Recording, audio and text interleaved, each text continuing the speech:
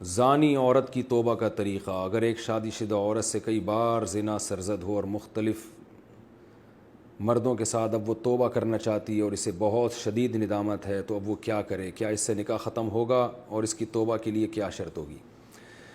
زنا بہت بڑا جرم ہے. قرآن میں اللہ نے فرمایا یہ اپنی خواہش پوری کرنے کا بہت برا راستہ، اور کنواری لڑکی کا زنا کرنا بہت بڑا جرم، شادی شدہ کا تو اور بھی بڑا جرم، اور مرد کا زنا کرنا بھی بہت بڑا جرم، عورت کا زنا کرنا اس سے بھی بڑا جرم ہے. تبھی اللہ نے جب زانی کی سزا بیان کی ہے نا تو عورت کا ذکر پہلے کیا. قرآن ہر چیز میں مرد کو پہلے ذکر کرتا ہے، عورت کا بعد میں. چور کا ہاتھ کاٹنے کی باری آئی تو اللہ نے فرمایا چور مرد کا بھی ہاتھ کاٹو اور چور عورت کا بھی ہاتھ کاٹو. یہاں مرد کا ذکر پہلے، عورت کا بعد میں. لیکن زنا کی جہاں بات آئی اللہ نے فرمایا زانیۃ والزانی فجلدوا کل واحد منہما مئۃ جلدہ. زنا کرنے والی عورت کو بھی 100 کوڑے مارو اور مرد کو بھی. تو یہاں عورت کا ذکر پہلے اس لیے کیا کہ عورت میں زنا کی رغبت کم ہوتی ہے اور اس میں حیا بھی ہوتی ہے، اس کے باوجود اس کا زنا کرنا یہ بہت بڑا جرم ہے. مرد کا بھی زنا کرنا بہت بڑا جرم ہے. سزا اللہ نے دونوں کی ایک رکھی ہے، لیکن حقیقت میں یہ فرق ہے ان میں، یعنی عملی طور پر دونوں کی جرم میں فرق ہے.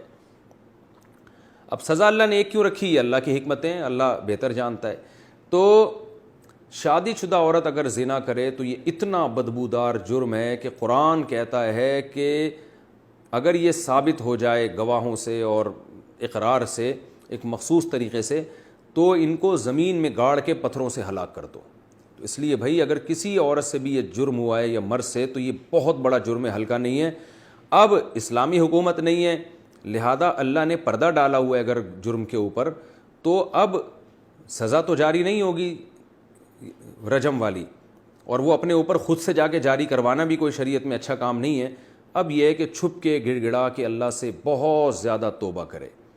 اللہ غفور الرحیم ہے، بڑے بڑے گناہوں کو معاف کر دیتا ہے. اور آئندہ کے لیے ولا تقربوا الزنا، قرآن کہتا ہے ایسے کام بھی مت کرو کہ زنا کی طرف تمہاری رغبت ہو. تو اس خاتون کو چاہیے کہ خوب گڑ گڑائے اللہ سے اور کچھ صدقہ خیرات بھی کرے، اور دوبارہ من تاب وآمن وعمل عملا صالحا، جیسے اللہ نے سورہ فرقان میں فرمایا جو توبہ کر لے گا اور اپنے عقیدے کو مضبوط کر لے گا اور آئندہ نیک اعمال اختیار کر لے گا تو اللہ اس کے گناہوں کو معاف کر دے گا. تو ان کو چاہیے خوب اللہ سے توبہ کریں اور آئندہ کے لیے اپنی زندگی تبدیل کر دیں. اللہ غفور الرحیم ہے. اور پھر سچی توبہ کرنے کے بعد اس جرم کو بھول جائیں، نہ کسی کے سامنے تذکرہ کریں، نہ خود سوچیں ایسے جیسے کبھی کیا ہی نہیں ہے. ایسے اپنے بارے میں یہ ذہن میں رکھیں کہ جیسے میں نے کبھی یہ کیا ہی نہیں ہے، بار بار اس کو سوچیں نہیں. پھر ناجائز تعلقات میں لیے گئے تحفے کا حکم.